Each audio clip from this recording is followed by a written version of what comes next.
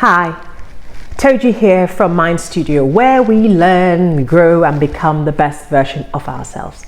Today I want us to talk about money. Yes, money. Naira, dollar, ego, ching ching. It's an important part of our lives that in order for us to be the best version of ourselves, we need to be financially wise. A book that completely transformed my life and created a certain degree of financial awareness for me is this book. I wasn't sure how to put it whereby you see it correctly, but it's called The Richest Man in Babylon by George Clason. The Richest Man in Babylon by George Clason. Please, if you read any book this year, go and read it.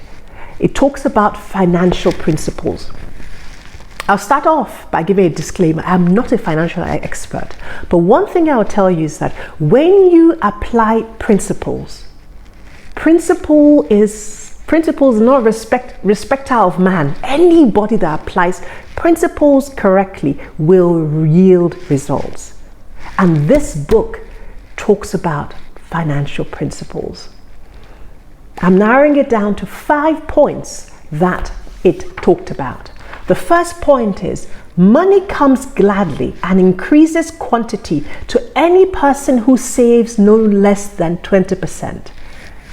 I'll tweak it a bit to say no less than 10%. Savings. There's no going around this. I know you say, I'm even trying to earn money. The money I have is not enough. Yet, Toju, you're telling me to save. Yes, save. There's a principle. Even the most wealthy people still feel that they don't have enough money. You always feel that you don't have enough money. Just save. If, for instance, you're earning 50K, every month put aside 5,000 naira. At the end of the year, you have 60,000 naira, which becomes seed money that you can invest to increase your ability to earn. Without that seed money, what happens? Your financial level still becomes stagnant. Savings. It's so important. Savings, savings, savings. Very important. Second point. Money labors diligently for the wise owner who finds profitable employment. Money should be your slave. I'll repeat it. Money should be your slave, not you be a slave to money. No, it's the reverse. Put your money to work for you. I used to be one of those that I used to love seeing my bank balance. I'll be so excited. Just know that my money is in my account, can't pay, and I'm okay. But this principle says, no, that's a wrong way of thinking. Make your money work for you. Make it work for you. If your money is in your bank account, how much interest are you going to get? I googled interest on UBA today. On amount between 100,000 to 1 million, you get 3%. But if you decide to make that money work for you, is there an idea that you've been toying around with? Take time, be prudent, do all your business plan, see how viable it is. Imagine if you invest that money within a year. Let's be honest. Don't you think you'll make more than 3,000 naira? Yes, you will. So let's learn to become risk takers. For me, when it comes to investment, I'm a very cautious investor, but I still embrace risk. In order for you to yield in wealth, you're gonna have to take risk like everything else in life, right? But you can ensure that you have calculated amount of risk by ensuring that you have people that are prudent enough in dealings, that are experienced enough guiding you so you're able to invest and put your money to work for you in a productive and safe enough manner. Thirdly, which ties in with the first point I mentioned, that money clings to the protection of the cautious owner who invests under the advice of a wise person. Seek financial info. Like I said, for example, reading, right? There's so much information out there. Read. Join WhatsApp group. There's a WhatsApp group that I'm part of. It's called Wealth Monthly. Hey, God, please. Go and find it on Instagram. Find it on Instagram, Wealth Monthly. Shola, God bless you. She's a financial enthusiast. She is passionate about investment. She does her research. She is passionate. When you have someone like that guiding you, teaching you, you're able to ensure that you invest your funds in a way that it will yield you income. And then also, even your friends that you hang out with. Hang out, surround yourself with financially wise individuals. I have a friend of mine, she knows herself. I don't have to mention her name. She knows herself. Whenever we have any opportunity, we're sitting down, gisting about, oh yeah, how are you going to invest? How are we going to raise money to invest? Rather than discussing how we're going to buy our Chanel bags, there's nothing wrong with that if that's what rocks you, no wahala.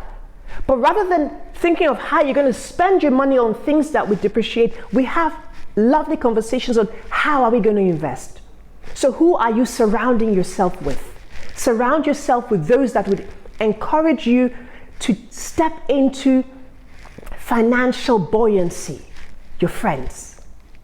Very, very important. And then, I love this. Money flees the man who would force it to do the impossible thing.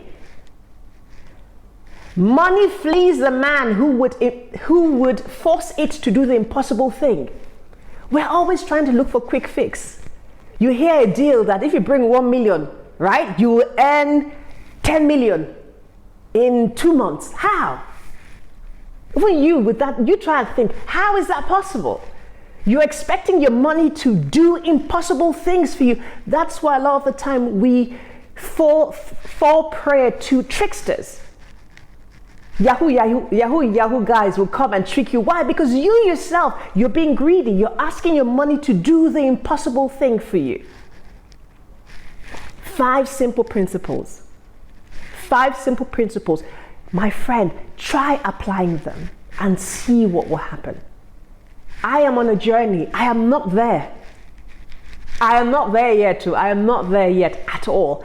But I am on a journey by being financially aware in terms of ensuring that I'm investing, those I surround myself with, not asking my money to do the impossible things for me, and then also on the practical side of things, lifestyle is one aspect that we need to be very, very careful.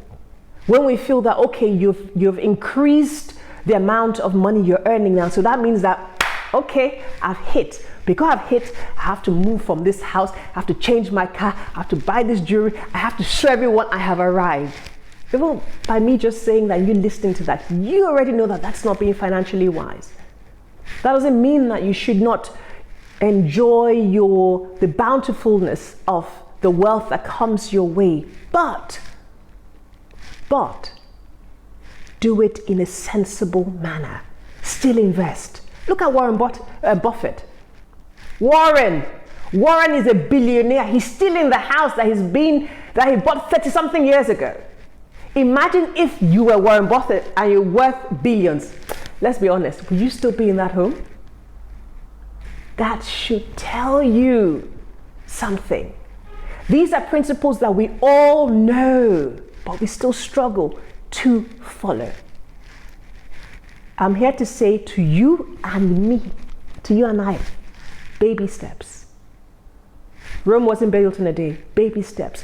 These are 5 principles. Okay, which one will I start with today? Is it a 10%? Okay, let me start with that one. Is it before I invest? Let me find people that are experienced that can guide me.